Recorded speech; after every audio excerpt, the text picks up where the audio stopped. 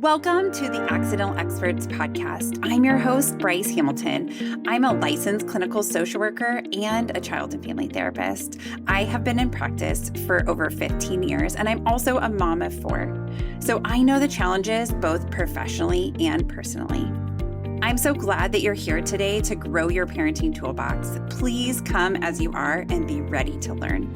My goal is to make you the accidental expert so that you can raise healthy humans. Hi, everyone. Welcome back. I'm so glad you're with us today. So, do your kids ever struggle? Do they ever have really big feelings and are not able to navigate those? I have a special guest today. Her name is Dr. Ankhesenamun Ball, and she is going to help us with how to navigate these things, what we are doing that could be helpful, what we're doing that could be improved. With that, let's get to Dr. Ball. Thank you so much for having me. I'm very excited to be here. Yes. So, what of an important topic to talk about? I mean, we all have challenges. And as kids, we especially need some support from our parents in how to Yes, navigate this. yes. It's so important that parents understand that their children are relying on them in more ways than one. Of course, we Yes. provide, all of these wonderful activities and these wonderful tools and just make sure that, our kids are fed and clothed and all of these things. But there's a lot of observation that happens, and they're trying to navigate this really complicated world right now. So they Yes. are definitely in need of their parents more so now than I feel like. I guess I could say than ever before, but you've always needed your parents. Yes. Well, it's funny because I was talking to a friend yesterday and I had said to her, I was like, sometimes I get irritated with my mom who is deceased. So she's not here to be irritated at. But I'm like, she made parenting look so easy. Right. Like, and I'm like, it's actually, it's challenging. It is so hard sometimes to feel like you have the answers or can respond appropriately or, slow down to be like, okay, what's really going on here? All these things. And something my friend said to me that I thought was really insightful was she said, yes, 25 years ago, things were so much simpler. Yeah. And so that was I was like, "Okay, yeah." And she said and I think she just hit it well. And I was Right. like, "Ooh, yeah." Like I hadn't thought of that actually, about how well she hid the struggle from us Yeah. as kids too. And so I think that was good for me to hear to be like, "Oh yeah." Sometimes parents are Yeah. not I mean, it's probably good that we don't have our struggle all out front. But sometimes it's good for our kids to see us navigate through circumstances to learn from those too.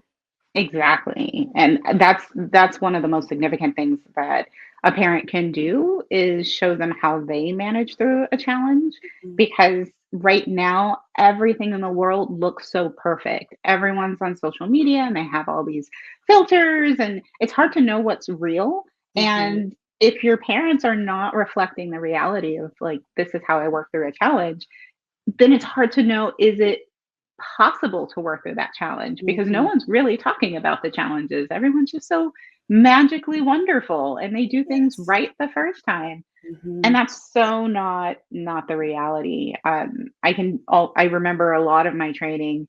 Um, we had to read these articles, and those articles always had like an analyst or a psychologist who did the perfect intervention. And it was like they never had a problem. But then we're in training making mistakes, and we're like, we Mhm. can't live up to that. And so Sure. it became really important to teach us how to fail, how to make mistakes. Yeah, And I think with parenting, it's the exact same thing. No parent exactly. is going to get it 100% of the time. And that is absolutely wonderful. We don't want them Mhm. to figure it out all the time, because then that leaves no room for creativity for the child, right? Yeah. They've got to figure out some things. Yeah, it's a team effort too, right? I mean, I Yeah, think our kids are such an important component to navigating through their issues because they know them better than us. It doesn't mean right. that they know all the answers to those things, right? Like they do need our support or just listening. Sometimes my kids come up Right. with such creative ideas where I'm like, If I was in charge of this, I would have never come up with that." Like that Right. is so clever or so resourceful or so awesome or so out of the box or whatever, right? Just Yeah. such a good idea. And other times it doesn't happen like that where it's like they're like, "I'm stuck and I'm stuck and I want to be mad and like all the things. So, Yes. but sometimes they do come up with these really inventive ideas. And I'm like, if I would have taken over the situation, then Right. we might have missed that because I wouldn't have given them space to also be part of the solution. Exactly. And that's what you really want from them. You want them to be part of the solution and reinforce that. Otherwise, you see a lot of kids looking in the wrong areas. And we'll kind of probably touch on that as one of the Yeah. questions. Yeah. Looking to the wrong folks for that type of support, that type of space to be creative.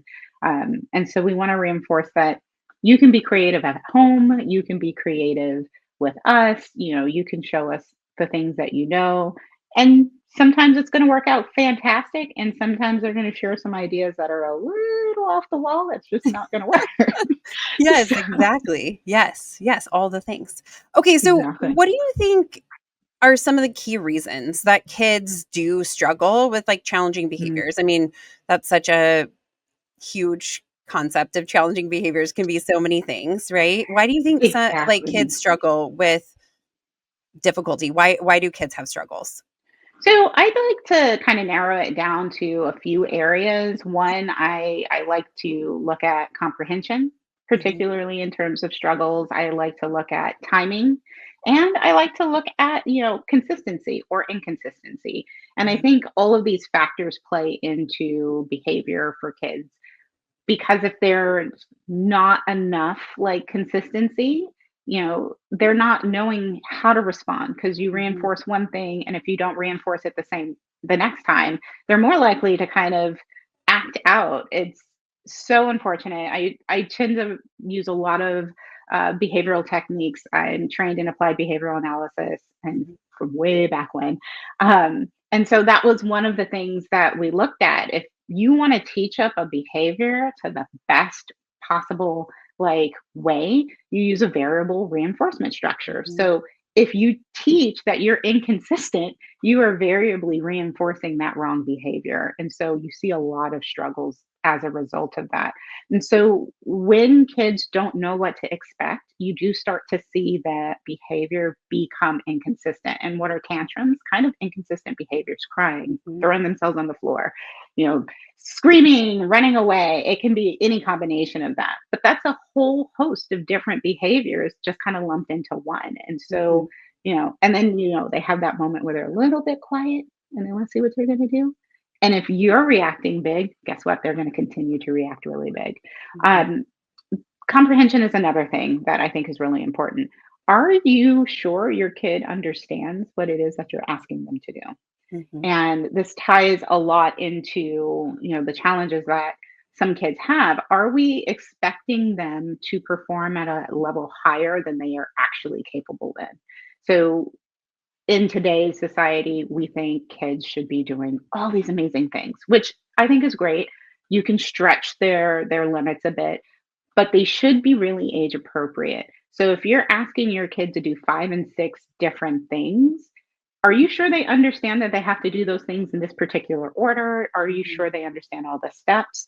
One great example that I tend to use with parents is clean the kitchen. And I'll have a parent do a list of what clean the kitchen means, and I'll have their child do what they think clean the kitchen means. And so the kid is like, empty the dishwasher. The kitchen is Mhm. clean. Mhm. Maybe take the stuff out of the sink and put it in the dishwasher too, and then that's it.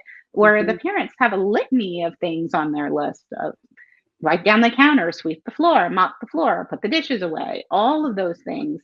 And so there might be a mismatch in that Mhm. communication. If they're not fully understanding what it is you're asking of them, then they're not going to do it. And what happens? The parent gets frustrated. Why didn't you do this? Why aren't you? Mhm. You know how to clean the kitchen. Well, do they? So it's Mhm. a matter of making sure that they're fully on board and understand.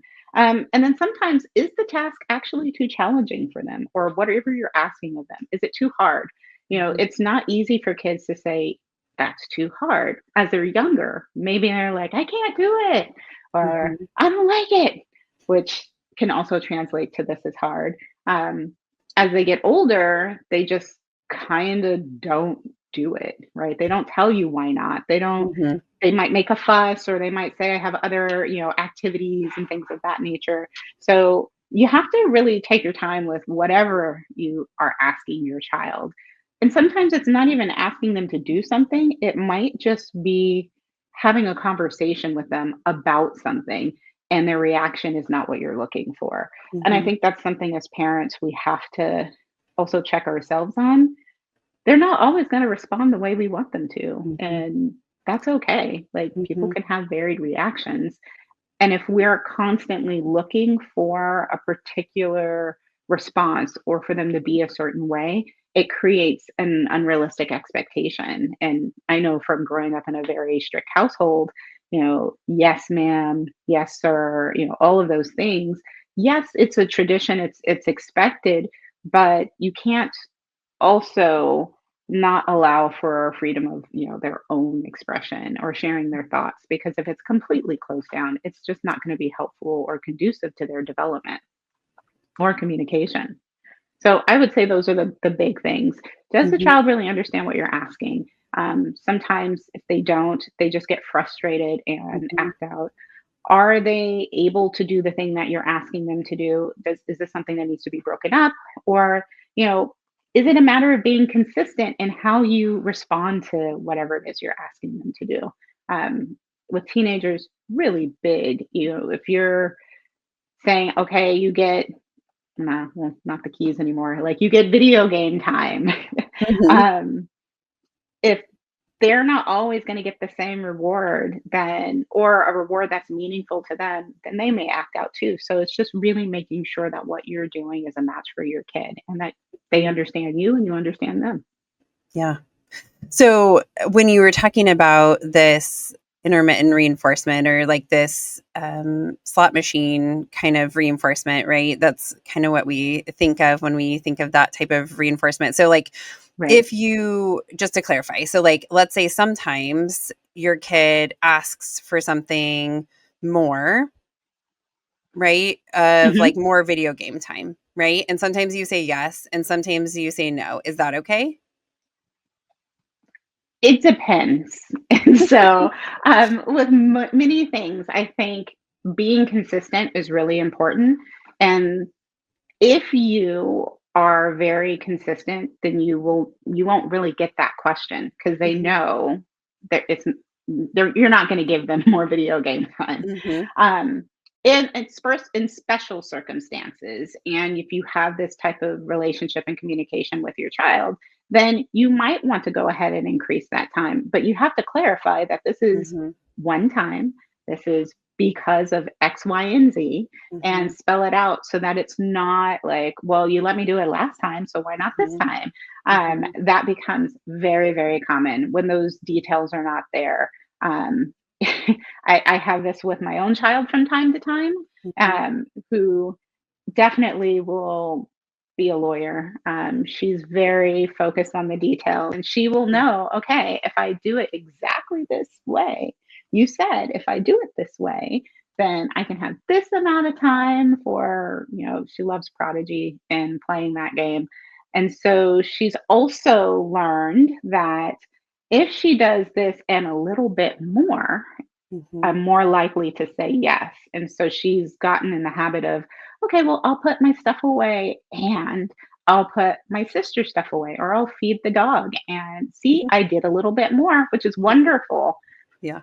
And I'm not reinforcing you additionally because blah, blah, blah.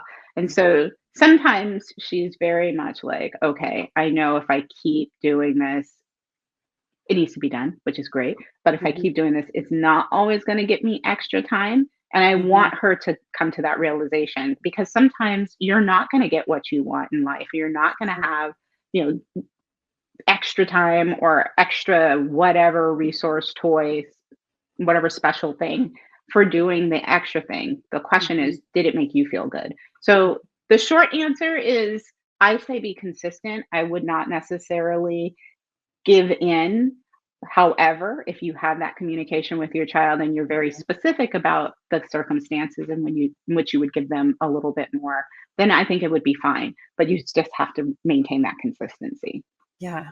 It makes so much sense to clarify, right? To not just be like, because they ask this time, it needs to be like directed towards a certain reason, a rationale, so that it makes sense and that Right. you're still maintaining your consistency, which is so Right. hard. I think, we know as people who work with kids that like consistency is key, right? Like Right. if we stay consistent, then our behavior is predictable, our kids' behavior is more predictable, and that helps everybody feel better. But it is really hard for us to stay consistent, right? Because Yes. I think the reason that I give myself in my head is like like it's not that big of a deal. Like it's just whatever. Like, like I'll be like, "Oh, well, they've been, today's been a good day," or Right. whatever. And it's like, okay, is what do I want to reinforce, right? Right. Focusing on the expectations in our household and how consistent am I being, and can I explain why they would get extra or more of something, right? Yeah. And it's Yeah. hard. It is very challenging, and it's not the parenting isn't the only thing that we do, right? Especially Yeah. if you're a working parent and you have to deal with people, there are lots of things that can get in the way. And if Yeah. you're tired and you're not feeling well, it could be easy Yes. to say like, go ahead and watch, 20 minutes more of TV. I Yes. tell parents, don't try and strive for 100% Sure. because that's just not realistic. That would be perfection. Like 70, 80% is good. You know, Mhm.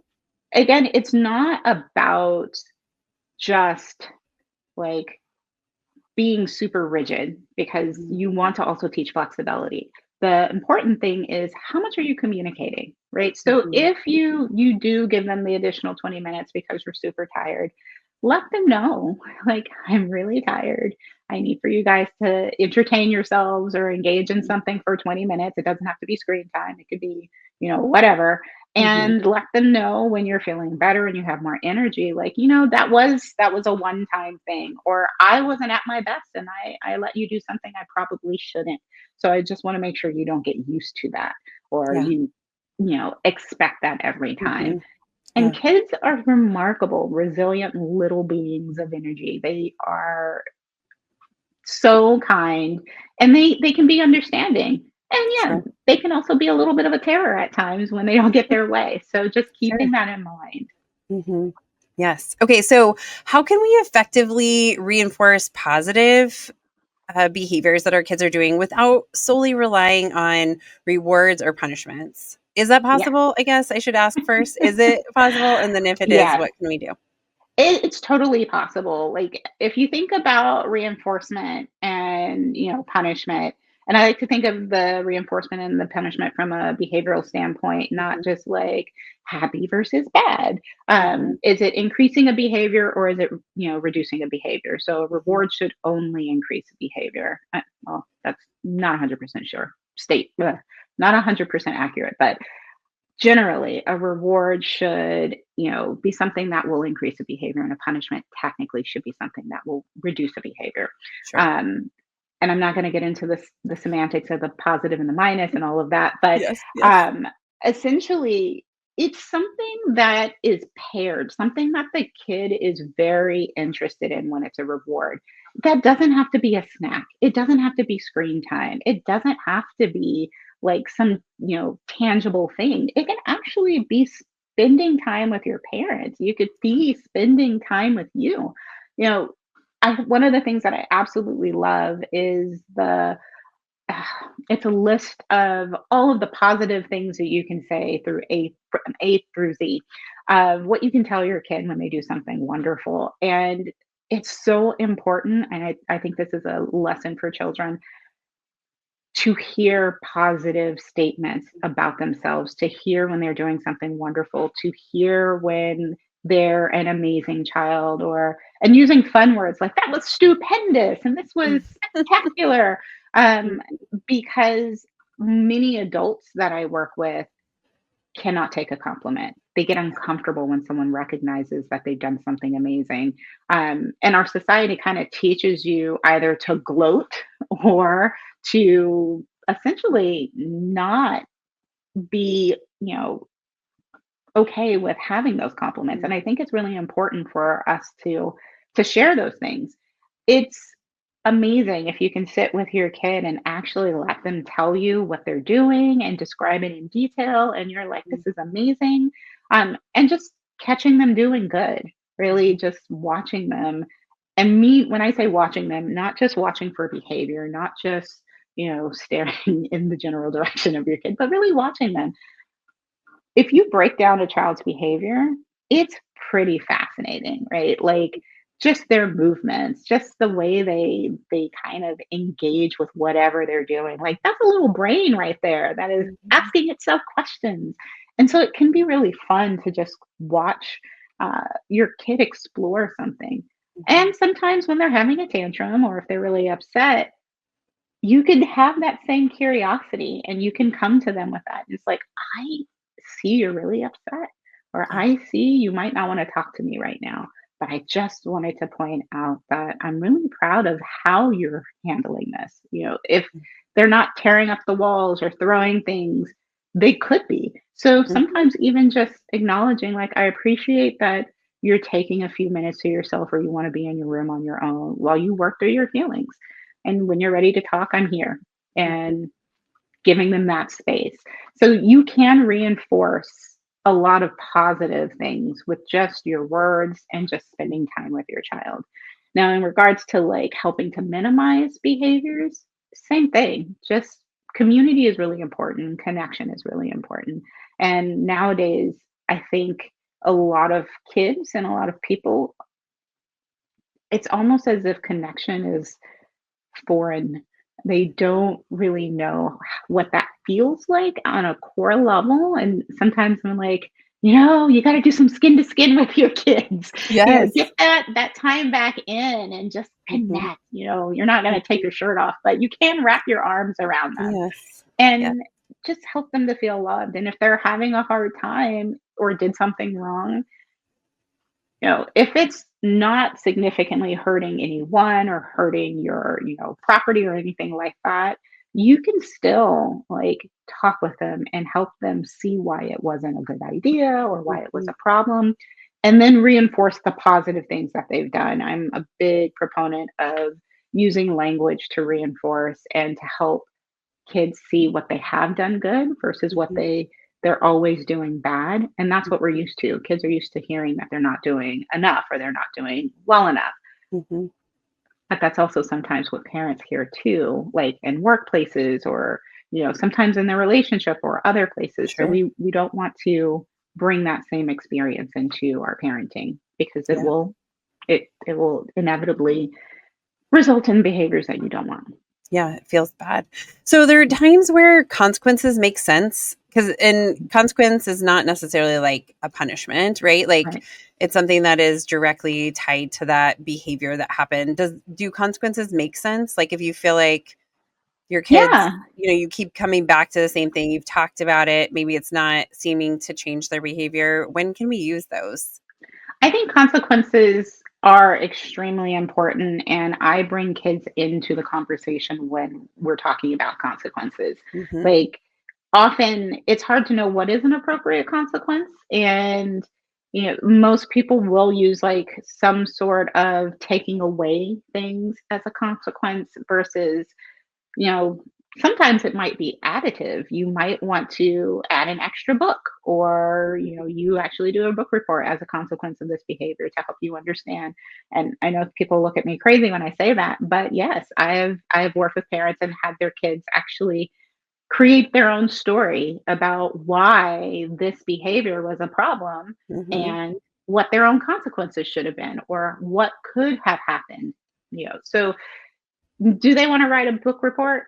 No, of course not. But it's not taking something away, Mhm. it's not gonna create harm, and it'll actually make sure you understand what they understand, and that Yeah. goes back to one of the first things we talked about, comprehension. How much do they understand? Mhm. And if Yeah. you're setting consequences for your child, but they don't really understand what those consequences mean or what they are, then it's Mhm. it's not gonna be helpful, right? If it's go to your room as a consequence for yelling and screaming. Well, the other thing is what's in the room? Is it more appealing to be in the room than to be in that Mhm. conversation? So whatever behavior you're trying to, address, if there are going to be consequences, I highly recommend talking with your child about what type of consequences should we think about together. Now, sometimes it's not going to be realistic. They're going to say, like, I should probably have 2 seconds of no screen time. Mm-hmm. That's not going to work. But you can give them some space to think about how they're thinking about the problem and come up with their own solutions. And then you can introduce some things and see where you can meet. Mm-hmm. Sometimes you might not be able to find a good meeting place and you may have to, put together your own consequences. But I do think that talking it through with everything is going to be important. Yeah. Can you share with your child why this action is necessary and why you want to apply it to this particular situation? Mm-hmm. Now, some teenagers will probably say, you know what, that really doesn't help me not want to do this thing. Okay, well, then what would help you not want to do this thing, right? Mm-hmm. Like, sometimes it might be you're not going to be able to hang out with that person Mm-hmm. because that consequence is weightier than, not being able to go to a mall or go to a dance. So Mm-hmm. it just really depends. And that conversation has to take place with the person you're inflicting the consequence on. Yeah. Well, and I think it's hard because sometimes we come at it from anger, right? When Right, we're putting a consequence out there. And something I have learned and I tell parents a lot is there's no rush, right? right, Your consequence does not have to be shared immediately, right? And right, you have time to have a conversation with your kid about it, and right, they could offer something that you don't feel is a substantial enough thing or doesn't make sense, doesn't match the behavior, right? right. And I know one parent years ago, and I had never thought of this, but when her teenagers did something that they weren't supposed to, she would make them have a time in instead of a time out. And Mm, so she would have them like, okay, well, this cost me, an hour of worrying about you. And so you're going to have to spend an hour with me doing this thing. And it wasn't like a bad thing. It wasn't always right, like cleaning or whatever, but it would be like you have to sit and play cards with me for an hour. right, Right. And so, and as a teenager, sometimes you feel like that is like torture, right? But right, it's really also connecting with your parent, right? To be like, okay, this relationship matters to me. Like, I right. care about this person. They clearly care about me, right? And you might have some really good conversations in that time when you're doing your time in, which I loved. I thought that was great. I love that, and it actually makes me think of an example similar where the punishment or the consequence was to spend time with the parent, and it it backfired in a positive way Hmm. because then their kid wanted to actually spend time with the parent more regularly, which was fantastic. So, Yeah. eh, th- inadvertently, I think mom and dad made it a little too fun. But it did work. And I think really helping to ensure that they understand why they're experiencing this consequence is Hmm. the most important piece. What happens within it, I think, isn't as big of the deal as it is understanding why you have Yes. this Yes. consequence. Yeah. And you mentioned something really important. You talked about consequences are often levied out of anger. And I want to just kind of qualify this entire conversation with the idea that as a parent, you know yourself well enough and you know your own like emotional um, functioning well Hmm. enough that you can regulate and be present in various situations with your child. And that I think is I don't want to say misunderstood. I think it's kind of taken for granted when we're parents, like, oh, I know me, I can do this. And we fail to realize that sometimes we actually need practice in managing our own emotions and being Hmm. present for ourselves. And then also relearning how to be present for our children. Yeah. And that is it's almost impossible to not come from a place of anger if you haven't learned how to regulate your own anger, because kids know the right buttons to push, Mhm. and Mhm. that is their job. Yes. Their job is to test boundaries, to test the limits, and see what the consequences are. How are you going to Mhm. react?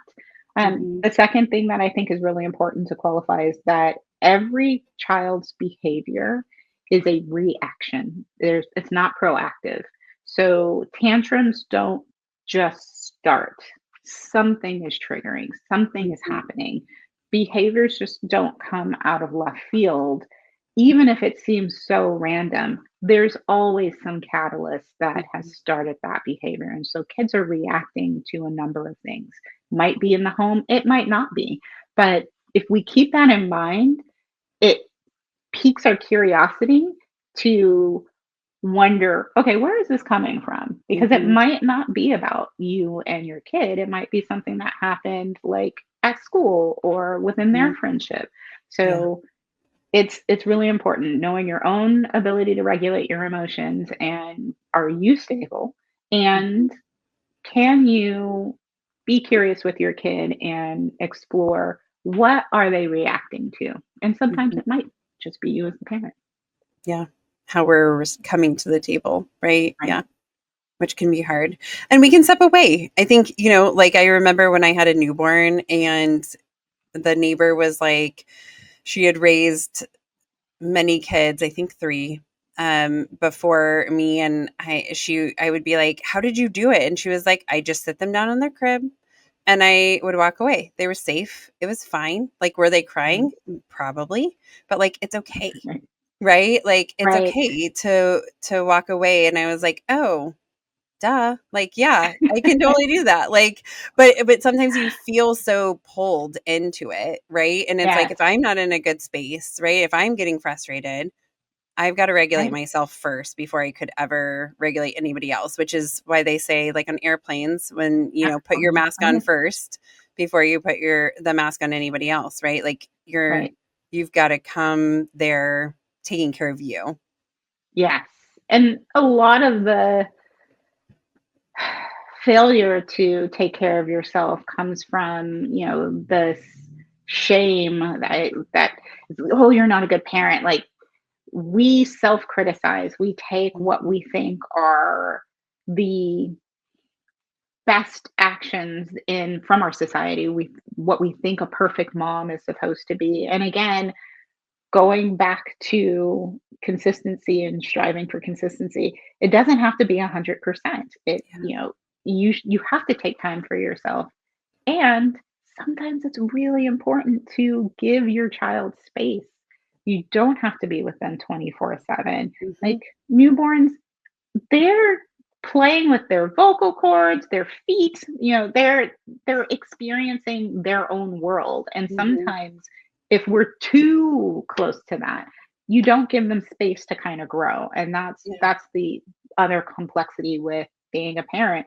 When do you push in more and when do you Mhm. pull back? And Mhm. it's a learning experience. No one gets it right 100% of the time, but once you recognize, like, okay, this is a moment where I can take some space, or I need to regulate first and come back to the Mhm. table. Mhm. It's important, and that's good parenting. Yeah. Yeah. So something I was thinking about that's all really good about the consequences part is that sometimes we have natural consequences where Right. something just happens and it's like the perfect response to that behavior of like it's just like naturally what happened. I didn't do anything extra. It's just this Right. thing. And the first thing that comes to my mind, there's been lots of natural consequences in my children's lives, but one of them was about a year ago. My daughter had a birthday party for her best friend, and we were playing outside before we were going to the party, and I had been out there and they were digging in the dirt, which totally fine, right? It was just like really dry dirt. And I said, "Hey, be careful when you're digging because the dirt is so dry, it might fling up." Right? And my daughter was like, "Okay, yep." So then, not 5 minutes later, I'd walked inside, I think, to get my water, and I was walking back out, and the youngest child, he was 2 at the time, is like running in, and he was like, "Marin put dirt in my eye," and Oh. I was like, ugh. okay. And so I'm like trying to rinse it out. And he was like, no. So I was like, we got to go to urgent care, right? I don't know if there's dirt or sand in his eye. And like, I can't take a chance, right? Like, we don't want Right, anything bad to happen. And that took so long because we all know poor urgent cares, they're very overworked. But it took so long that we missed the birthday party. And my daughter was right, like, am I missing the party? And I was like, yeah, like, this is what happens. Like, I'm so sad that right, that happened, but we can't go because we got to take care of your brother's eye first. right, And then she said, like, I wish I would never have done that. And I was like, I understand. Like, and it was just a mistake. I know it wasn't on purpose, but it happened. And then this is just how things went. Now, I right, did coordinate a time for her to see her friend and to exchange a gift and play together because it wasn't about that part. It wasn't about keeping right, her from her friend. It was just that, like, unfortunately, because of the timing and what happened, we had to prioritize this. And so there wasn't time left to make it to the right. birthday party. So I think sometimes natural consequences are also helpful. Yeah, I when they occur, I love the scenarios because that is a great example of prioritization, right? Like, you know, you have to take care of your son's eye and making sure that Mhm. he's safe and that there's no, adverse consequences. And so that means we're going to put this in front of that. And Yeah. that's a it's a challenge that I think a lot of our kids today are not getting proper training in and how to prioritize and how Mhm. to figure out what to do first. And Yeah. so um, I think even being in the situation, yes, it felt bad, like not being able to go, but they're also learning at the same time of Mhm. that natural consequence. And um, it's again, it's something that is necessary because later in life, they can also be able to make that decision. Is Mhm. this something that I need to do right now? I really want to go, but this happened and I need to Mhm. take priority. That takes priority. So I love those scenarios where you can come back and you can talk about later. You can make, the gift exchange. You can make some time to do a play date, but it's not a complete wash. Something Yeah. happens and this is the reality. This is what we have to do. And I Yeah. really appreciate like having those opportunities. And sometimes the natural consequences are they do something and then they find out like Mhm. Sure. you shouldn't have done that. Mhm. Um and one thing that I think happens with those situations is that the anger that happens for some kids, sometimes they take it out on themselves or they want to take it out on someone else, Mhm. and this again, knowing how you regulate your own emotions, you have to be able to be present in that child's anger, not shaming Sure. them for getting angry or not yelling at them for getting angry, but helping them recognize the reality of the situation. Yeah, this sucks. I know that that hurts or whatever the case may be. But then helping them regulate so that that Mhm. anger doesn't just constantly remain displaced, like helping them take accountability within their own actions.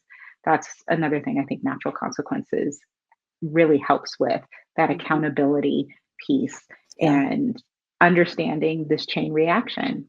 You do X, then this happens. And so, Mhm. you know, yeah, it's not great, but Yeah. what can we do next time? And that little line, what can we do next time, becomes really the foundation for thinking about how do I Mhm. handle these situations in the future? Yeah, absolutely.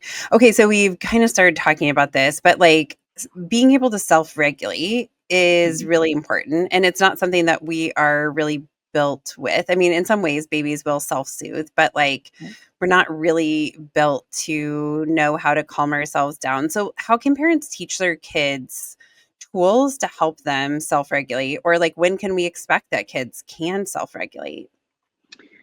Yeah, I think there's a couple of things in regards to the self regulation. One, you want to understand where your kid is developmentally. Mhm. And um, sometimes, they just do not have the capacity to Yeah. self regulate. Also, even if your kid is older, if they're really tired, self Mhm. regulation is kind of out the window. Yeah. And there's something that you shared in a talk. This was like years ago in San Francisco. Um, what you were looking at the neurodevelopment across like the lifespan, and there's like the dendritic process, and at different stages you either see them being more emotional or more, cognitive. And I absolutely loved that little, bit of information, because I think we fail to recognize where kids are developmentally a lot of the Mhm. time. And if they are in a very heightened emotional developmental period, self-regulation is what they're craving, but they don't Mhm. got it yet. And so we're actually using our own ability to regulate to inform. So modeling is extremely important. Can you show your child how to self-regulate through your own regulation? And that Yeah. becomes co-regulation, right? Yes. And then if you feel like your kid can regulate, you don't have to do as much. You can just kind of guide them. And Mhm. so modeling, guidance are really, really important factors for regulating. But you have to know where your child is developmentally. Yeah. Um, and some kids are better at it than others. And if we're Mhm. looking at factors like ADHD, or we're looking at, autism spectrum disorder, or even for older kids, we're looking at bipolar, or, any of the various diagnoses in the DSM, regulation is going to look different. Mhm. So don't assume that there is a one size fits all model for regulation. Work with your kid and figure out what helps soothe them. Some might like brushing, they need that tactile sensory Mhm. experience. Sometimes kids need a really big hug. We have in our family four different types. We have a cat hug, a bear hug, we have cat, bear, uh, we have a clown. It doesn't make sense to most people, but we do have a clown hug, which is a silly hug, and then we have the tickles hugs. Mhm. And so, does that work with both kids? No. One kid likes this, the other kid likes that. Mhm. But it's not the same as something I would do with my nieces and nephews, which is they're a little older, and they love like doing the breathing techniques and things like that. So we can sit, and when they're frustrated with their mom, and do breathing, and we can Mhm. sit and talk about, like, okay, this was really frustrating. But my Mhm. kids, they need the tactile sensory engagement. And Yeah. so we do that. We start silly, and then we breathe our way and tickle our way through to calming down. Mhm. Sometimes you're not going to be able to do that, right? If you're Yeah. in a classroom, I'm not there. So then teaching them how to regulate when they're not angry, when they're not overstimulated, just practicing it. And play is the love language of kids, right? Like everything that they learn happens mostly through play. And Yeah. so create some fantasy scenarios on how you like regulate, co-regulate. There's a reason why kids television shows, or some of them, have these components built in, Mhm. uh, because lots of kids don't know how to regulate, lots of adults don't know how to regulate. So So first you true. got to start with yourself and figure out Mhm. what is your process. Talk with your kids, what do they do, and they may have some amazing techniques that they're already using at Yeah. school or already Sure. using at home. Talk with Mhm. them about it. Yeah. And if they can't do it, then you might have to use your own capacity to regulate to support Yeah. them. Yeah. I was gonna mention 2 things. One thing I noticed with my kids is, um, being hangry. Right? Hungry, angry, it's a Yeah, real thing, right? And it so, is. like, my kids cannot regulate. Like, it does not matter how logical or how calm or whatever. Sometimes they just need protein. And so Yeah, I know that my kids are very driven by protein. And so yeah, sometimes I'm like, "Eat a beef stick." And they're like, "No." And I'm like, "Eat a beef stick." They're like, "No." And then they finally take a bite. I'm like, "Please, please," right? And they take a bite, and then they're like, right? Like, it just is like and then you're it's like you get a totally different kid. I mean, it doesn't work every right, time, but right. that's magical sometimes is just, like, being aware of, like, when we're tired or we're hungry, right? Yeah, Or we're annoyed about something and we don't know how to, like, change the channel or change the setting or whatever. That's hard, and so our kids right, need us to model that, and then Dr. Becky Bailey, she talks about parents being the potted plant, which I think for right. me, I literally think in my head in those moments when something is, like, really crazy, like my kid's dysregulated, and I'm like, "I am a potted plant. I am a potted plant." And I mean, this sounds insane, but I'm, like, saying it to myself because I just, like, I need to stay calm and stay in that Mhm. moment because, like, our kids do push on things for us sometimes. And so like Right. just staying in that moment and being like, if they need a hug or they just need me to sit next to them or, like whatever it is, like I'm just staying regulated, right? I'm just Yeah. staying regulated to like what they need and seeing if we can work through it because when we are in our reptilian brain or limbic system where we're having Exactly. our emotional reactions to things, our emotions, they're not best processed there, but that's sometimes what we have access to do to Exactly. process, right? And so when we can calm down, then we are able to like think through things and maybe see where things didn't go right or what happened, but like we have to get calm first. And so I think Right. sometimes parents too quickly try to say like that wasn't a good choice or whatever it was, and we're giving feedback or criticism, and that probably doesn't go very well. Like it's not well received most of the time. Right. And so it's like getting calm and saying like what happened or like help me to understand like what went wrong or Right. like tell me what your perspective was or what did that look like for you. But it's Yeah. hard, right? This is definitely not Curiosity is key. something that we're programmed with. Yes, curiosity is No. key. And I always try and like help or try to help parents think about not just the kids' reaction, but like what are they feeling, right? Mhm, If you're also tired, you don't want to brush your teeth, you don't want to put on mhm, your pajamas, like and just imagine like how exhausted you are and they're a little tiny body. yeah, They're totally exhausted. And so for me, one of the things that I find really helpful is like we use humor in our house a lot because we're a silly goofy family, but sometimes what they're doing is insane and they're frustrated and like I don't want to do it, but then they're like sliding down the stairs and they don't want to do it, which is really mhm, hilarious. And so it's an easy end to turn it into something humorous, like yeah, you're just like melted all over the stairs. And it really allows me to tap into how tired you are. Like, I know I'm tired, but oh my goodness, you're so tired you mhm, can't move a muscle. You're just, a slug. mhm, And so really giving that space to be curious about, your feelings, your experiences, mhm, and then what can make it better. Of course, for my kids, it's like, Daddy should pick me up and take me all the way to bed, right? mhm. We're tired too. So that's not always going to happen. But we can say it's such a wonderful fantasy. We have to like drag ourselves up to. And so if we can make it playful, we can make it fun, we will, but it's not going to override the situation. And, they're still able to be accountable for their feelings. They're still Mhm, able to regulate and get the task done that they're mhm. being asked to do. So it's a number of things. Yeah. Yeah. Okay, so what role do you think a child's environment, whether like home, school, friendships, are playing in shaping their behavior, and how can parents create a more supportive setting for change? So, two parts to this. One is going to be development, right? Mhm, Developmentally, every environment is going to have an impact on your child, but where they are in their developmental process is going to have more of an impact. The other thing is consistency, right? Like, mhm, you can't shield your child from everything, and they're going to be exposed to everything out in the world. But if they know that this is what to expect at home and this is how things mhm, are at home, it makes just that much more of a difference.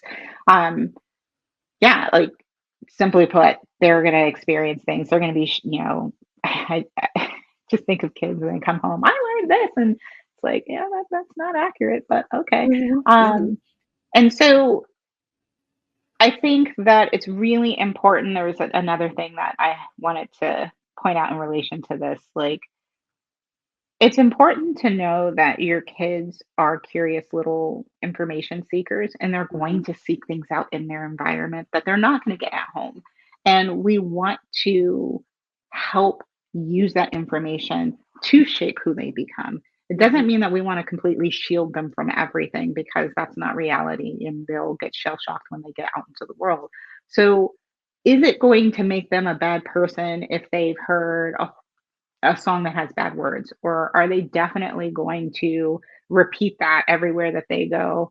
Not likely, but it is possible depending on how we react to it. So Mhm. most parents are concerned about their child experiencing something in the world or bad friends, not bad friends, but friends having a bad influence on Mhm. their child.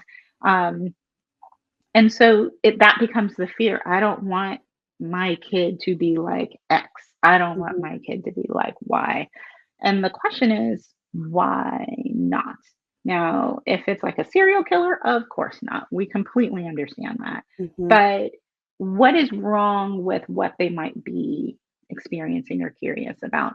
And help them, just like consequences, help them think it through. If you want to, I can imagine, or not imagine, remember having a conversation with my own mom when I was in like junior high going into high school.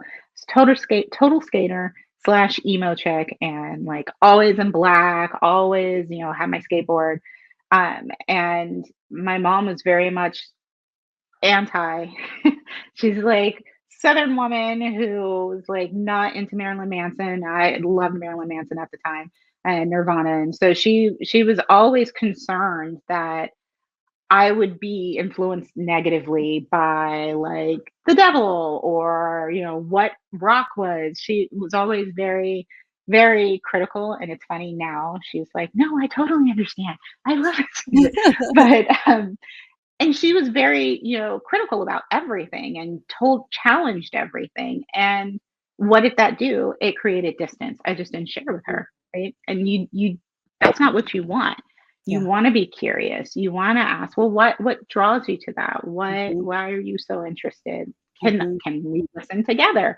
Um, and then share your perspectives and listen to theirs. And it's, again, communication is going to be key. But Mhm. if you're responding with fear or anger, then what do you think is going to happen? They're either going to get angry or they'll come to fear something that maybe they don't need to fear. And Mhm. so it's really important, one, to have communication, two, to know the environments that they're in are going to influence their thinking to some degree. But that's true of everything. You want them to be able to think through things and experience things and know how to solve problems for themselves. Absolutely. And then lastly, one thing that I would add to that is don't make that present experience the rest of their life. So Mhm. there's a common theme of, I don't want my kid to do that or be like that because how are they going to get a job? How are they going to, graduate high school? Who are they going to become?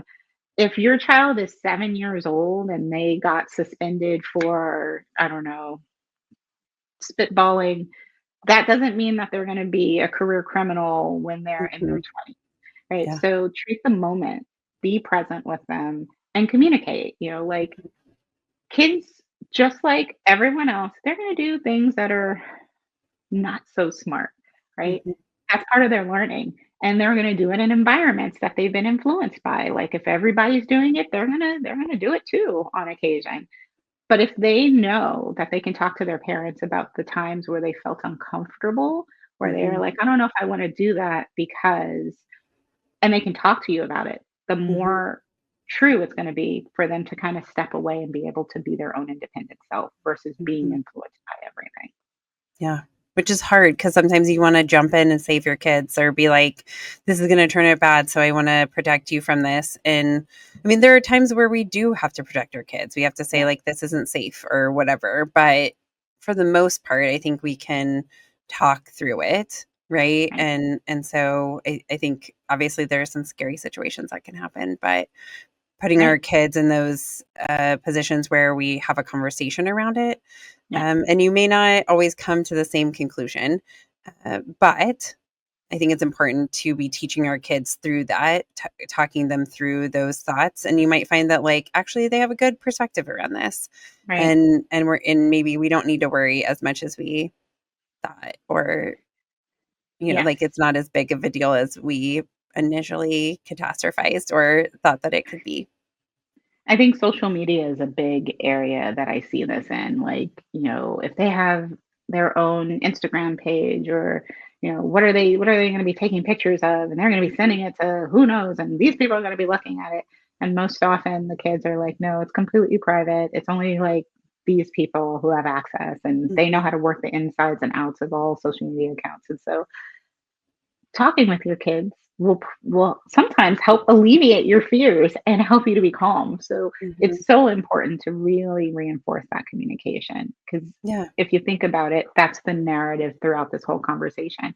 If you take the time to have a conversation, you won't be as worried or as anxious. You will know that your kids know what expectations are being placed upon them. Yeah. Um, and are they reasonable? Because you guys are really taking the time to talk it out. Mhm. Yeah, so it's a process. We don't just Yeah, come to the today and we're like, "Okay, we're gonna start talking," and then have an expectation that it's gonna be refined and, everybody's gonna be able to be honest and understanding. It's a process that we're coming to right, too, right? So when we start this, it might be hard for our kids, but then as we continue doing it, they will recognize that, like, we're really showing up, like, we want to right, be invested and involved.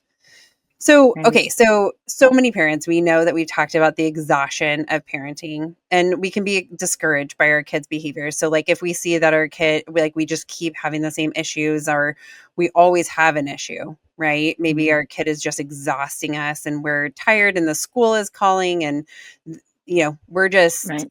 we're feeling lost and we're feeling kind of hopeless. What advice or suggestions do you have for parents and being able to navigate through this period of time?